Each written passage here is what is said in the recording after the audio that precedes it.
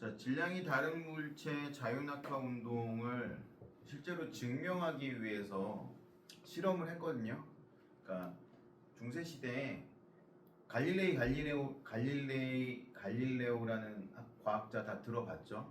이 갈릴레오가 이 중력에 대한 걸 계산을 하지는 못했지만 이건 알고 있었던 것 같아. 물체가 떨어지는 시간이 똑같다라는 걸. 그래가지고 이제 회랑에 가서 이야기를 했더니 동료 과학자들이 굉장히 비난을 많이 했대. 그래서 실제 실험을 하러 갔어요. 어디로 갔냐면 기울어진 탑 있죠? 피사의 사탑. 실제로 거기 갔어. 갈릴레이는 이탈리아 사람이니까 피사의 사탑에 가서 당연히 무거운 게 먼저 떨어진다라고 얘기했던 학자하고 둘이 이제 올라가고 밑에서는 이제 관중들도 있고 다른 학자들도 지켜보는 가운데 이런 쇠공하고 나무공 두 개를 떨어뜨린 거예요. 그럼 당연히 어떻게 됐겠어? 동시에 떨어졌겠지. 그러니까 그 당시에 주류 입장은 무거운 게 빨리 떨어진다라는 거였고, 무거운 게 빨리 떨어진다라고 주장하는 사람들이 했던 실험은 뭐였냐면 공하고 깃털을 떨어뜨리는 거였어. 그러면 당연히 우리도 알고 있잖아. 누가 늦게 떨어지겠어? 깃털이 늦게 떨어지겠지. 근데 깃털이 늦게 떨어지는 건 무게 때문이 아니라 공기 저항 때문이라는 거잖아. 근데 공기 저항 때문이라는 거를 강구하고 있었던 거기 때문에 그 즈음부터도 사람들은 이제 똑같이 떨어진다는 걸 알고 있었지만 그걸 이제 수학적으로 완벽하게 증명하지는 못했던 거고, 그걸 수학적으로 완벽하게 증명한 거는 뉴턴 시대부터 뉴턴 역학이 나오면서 뉴턴이 계산해낸 것들로 인해서 증명을 하게 된 거고요. 어쨌든 우리는 질량이 다른 물체도 똑같이 떨어진다는 걸 알고 있는데 딱 그림을 그리진 않을게요. 낙하 시간이 멈춰있던 게 1초가 지나면 9.8m/s가 되고 2초가 되면 9.8m/s가 증가해서 19.6m/s가 되고 3초가 되면 또 9.8m/s가 증가해서 29.4m/s가 되고 그렇게 1초에 9.8씩 증가한다. 그걸 우리는 가속도라고 하고요. 야구 해봤니? 야구를 하면 투수의 플레이트가 마운드라고 하죠. 투수의 마운드는 살짝 높은 데 있거든. 직선상에 있는 게 아니라 포수가 여기 있으면 투수는 살짝 높은 데서 공을 던져. 그 이유는 뭐냐면 거리가 어느 정도 있기 때문에 투수가 공을 던지면 그대로 날아가긴 하겠지만 약간 밑으로 떨어지겠죠. 그쵸? 그러면 타자가 공을 칠 때 대부분의 타자들은 무릎을 살짝 구부리고 이렇게 엉거주춤한 자세로 친단 말이야. 그렇게 하는 이유가 여기 이 타자의 팔 있는 데부터 무릎까지가 스트라이크 존이야. 그래서 그 사이로 들어와야 돼, 공이. 그래서 만약에 어떤 타자가 억지로 이거 스트라이크 존을 줄이려고 예전에 그런 적이 있었어. 진짜 이루고 있었던 적이 있었어. 이렇게 해도 대략적으로 그 정도의 스트라이크 존을 잡아. 그건 걔가 억지를 잡고 있는 거기 때문에. 그러니까 우리가 느낄 때 타자의 손목부터 무릎까지 그 정도가 스트라이크 존인데 높은 데서 던지려면 낮은 데로 던질 수가 없어. 똑같은 위치에서 던지면 땅으로 떨어지기 때문에. 그리고 높은 데로 던지려면 위쪽으로 던지려면 위로 던져 올려야 되기 때문에 투수한테 굉장히 무리가 갈 수 있지. 그래서 투수는 살짝 높은 곳에서 공을 내리꽂는 형태로 공을 던지게 되는 거죠. 모든 물체는 지구의 중력에 의해서 밑으로 끌어당겨지기 때문에 이런 실험 가끔 하거든. 뭐 동전이나 아니면 이런 병뚜껑이나 이런 걸로도 실험을 하는데 하나는 바로 떨어뜨리고 하나는 앞으로 던지는 실험을 할 거야. 그래서 예를 들어서 뭐 자를 이용해서 이런 우리 그 탐구 자료창에 있는 것처럼 이 탐구 자료창에 있는 실험은 어떤 실험이냐면 동그란 그런 납작한 공 같은 거를 두 개를 이용을 해서 하나는 자 위에 올려놓고 하나는 자 앞에 둔 거야. 이런 식으로 둔 거지. 얘가 이렇게 있다라고 하면 여기 하나가 있어. 그리고 요 위에 하나가 있어. 내가 얘를 탕 하고 치면 이 상태에서 여기를 잡고 탕 하고 치면 여기 있던 애는 내가 빨리 움직이니까 바닥으로 떨어질 거고 이 앞쪽에 있던 친구는 내가 치니까 저 앞으로 날아가겠죠. 요렇게 실험을 하는 거지. 요렇게 실험을 했을 경우에 실제로 우리가 뭐 책상에서 실험을 한다거나 아니면 어느 정도 높이가 한 1m, 2m 정도 되는 데서 실험을 하면 우리 동체 시력이 이걸 따라가기가 쉽지 않기 때문에 이게 정말 동시에 떨어지는지 확인하기는 굉장히 어렵지만 이걸 만약에 우리가 영상 촬영을 하고 있고 영상 촬영을 하면 프레임 단위로 볼 수 있잖아. 지금 우리도 영상 촬영을 하고 있는데 얘는 1초에 30컷이 찍히고 있는 거거든요. 그러면 시간 단위로 땅땅땅땅 끊어서 보면 얘들이 어떻게 떨어지는지를 볼 수 있는 거죠. 그래서 두 가지를 같이 기억을 해줘야 되는데 수평 방향으로 던진 물체는 두 가지 운동을 같이 합니다. 그래서 수평 방향으로는 등속 직선 운동. 한 번 처음에 힘을 받았지. 근데 그 다음부터는 힘을 받지 않잖아. 그러면 일정한 속도로 직선 운동을 하게 될 거고. 근데 지구가 계속 잡아다니고 있는 자유낙하 운동도 동시에 해야 되기 때문에 얘는 운동 방향이 바뀌는 거죠. 그러면 우리 한번 생각해 봅시다.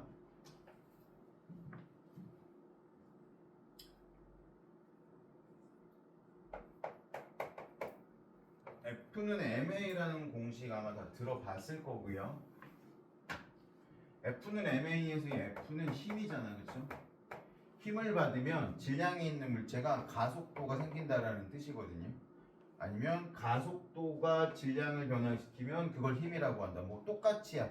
뭐 어느 쪽으로 해석을 해도 상관이 없는데 결국은 힘을 받지 않으면 그러면 힘을 받지 않으면 속도가 변하지 않는다라는 뜻이 되는 거죠.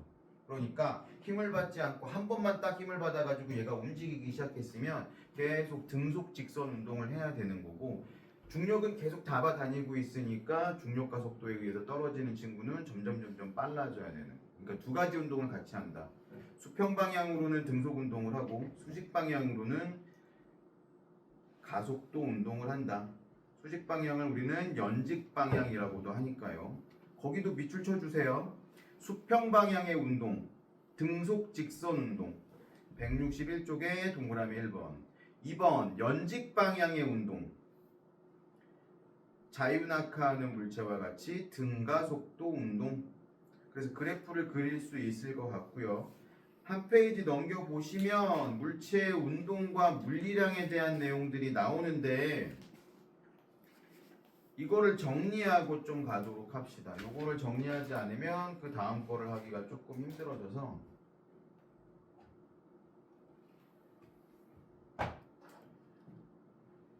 이제 중학교 때까지 우리가 문제를 풀 때는 속도,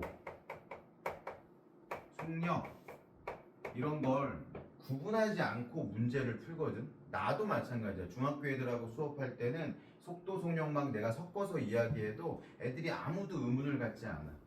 근데 지금은 이제 통합 과학 시간이잖아. 속도하고 속력을 정확하게 구분할 수 있어야지. 속도하고 속력을 가장 크게 구분하는 건 뭐냐? 속도. 영어로 뭐지? 속도가? 속력은 뭐야 그러면? 속도는 뭐고 속력은 뭐야? 속력은 내가 이동한 거리를 시간으로 나눈 거거든. 총 이동한 거리를. 속도는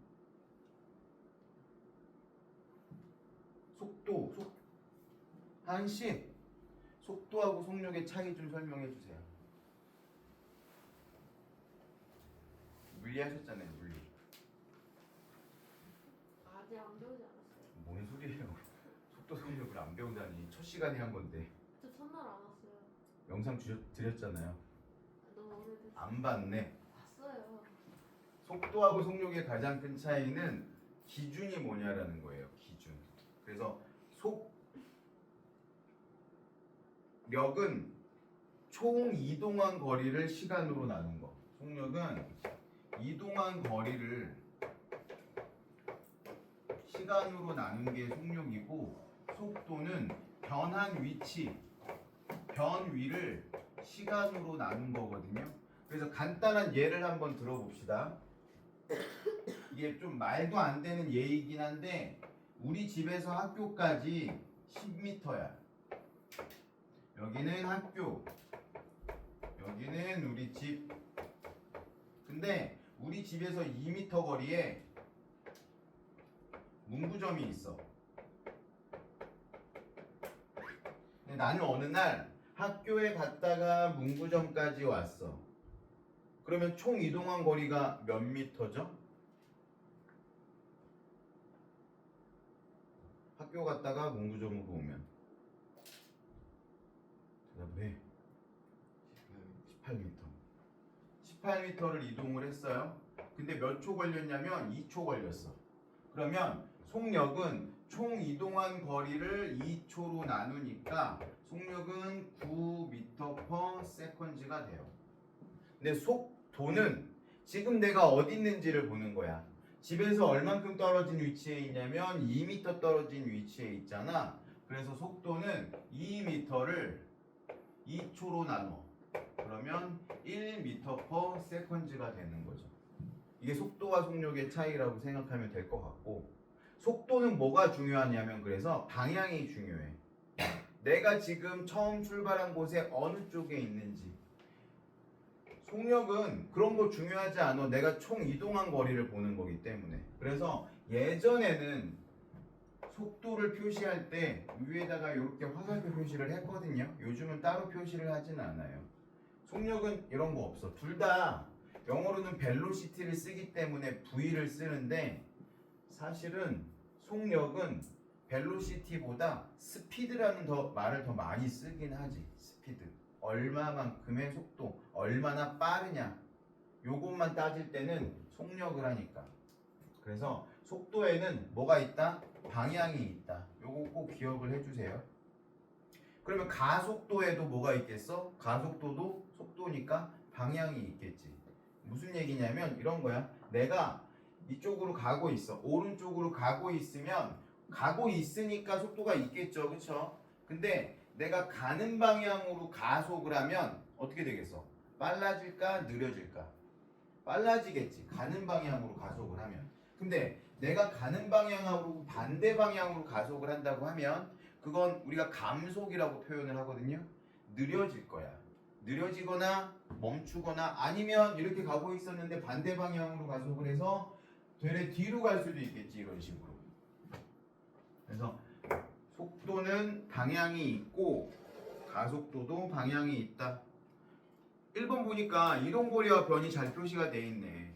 처음 위치에서 나중 위치까지 직선으로 간 건 속도, 그러니까 변위의 차이인 거고, 곡선으로 간 건 총 이동거리를 나타낸 거고, 원이라고 하면 한 바퀴 돈 만큼의 원의 둘레만큼의 이동거리가 있지만 변위는 0이야. 움직이지 않은 거랑 똑같거든요. 직선 경로 내가 설명한 거랑 똑같은 얘기하는 거고. 그래서 평균 속력하고 평균 속도 구하는 게, 속력이라는 건 내가 총 이동한 거리를 시간으로 나누는 건데, 속도라는 건 변한 위치, 전체 변위를 시간으로 나누는 거기 때문에 둘이 차이가 날 수도 있다. 그리고 가속도에 대한 얘기도 방금 했었고요.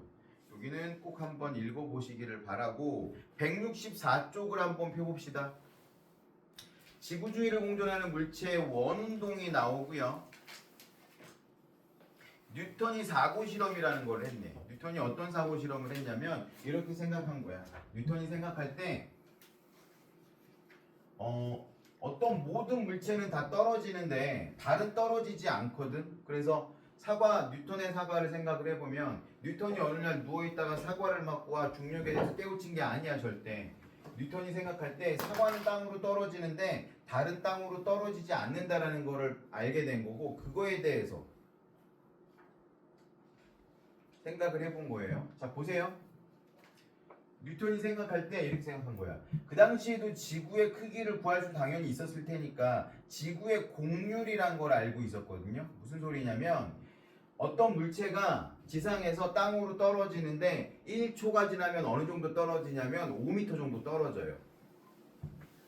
그래서 지구에서 저 앞으로 직선거리로 8km 정도를 가면 곡률이 5m 정도가 차이가 나거든요. 그 얘기는 뭐냐면 내가 여기서 앞으로 쭉 우주에서 직선으로 쭉 뻗어서 앞으로 가다 보면 지구는 둥글기 때문에 한 8km 정도를 가면